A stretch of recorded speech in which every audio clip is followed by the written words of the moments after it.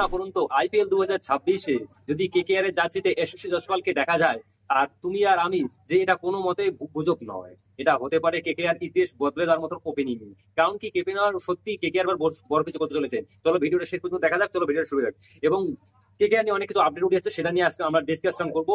তাহলে অবশ্যই চ্যানেলটাকে সাবস্ক্রাইব করবেন, ভিডিওতে লাইক করে চ্যানেলটাকে সাবস্ক্রাইব করে দেবেন। চলো শুরু করা যাক।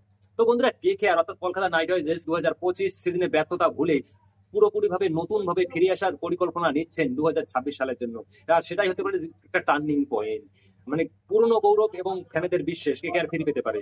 মানে কি বলবো, এর সব থেকে হাইলাইট নাম যেটা হচ্ছে যশস্বী জয়সওয়াল। এর মধ্যে নাম মানে পড়েছে ব্যাংকটাকে ট্রেড করে কেকেআর আসতে চলেছে যশস্বী জয়সওয়াল। আর আইপিএল শেষ হওয়ার পরে এই খবর কিন্তু বড় সড়ো ভাবে চলছে। অনেকেই বলতেছেন যে যশস্বী জয়সওয়াল এখন কেকেআর চলে আসবে আর ব্যাংকের আর অবস্থা যাবে। যদিও এটা নতুন নয় যে যশস্বী জয়সওয়াল মানে যশস্বী জয়সওয়াল অনেক আগে থেকেই তার কেকেআর এর প্রতি মানে অনেক আগ্রহ ছিলেন। কেন নাকি রাজস্থানের ভিতরে নাকি অস্থিরতা মানে খুব একটা ভালো না, সেই জন্য যশস্বী জয়সওয়াল মানে এই জন্য কেকেআর আসতে চায় যশস্বী জয়সওয়াল। এবং সঞ্জু স্যামসং যে আছে, সঞ্জু স্যামসংও কিন্তু আমরা এবার কম বেশি দেখেছি যে সঞ্জু স্যামসং 2025 আইপিএল এ কিন্তু রাজস্থানের হয়ে বেশি একটা ক্যাপ্টেন্সি করে না। হয়তো মানে তাদের মধ্যে কিছু একটা চলছে, সে ফিট থেকেও তাকে আনফিট বলে দেওয়ানো হয়, অনেক অনেক ম্যাচে খেলেও নেই।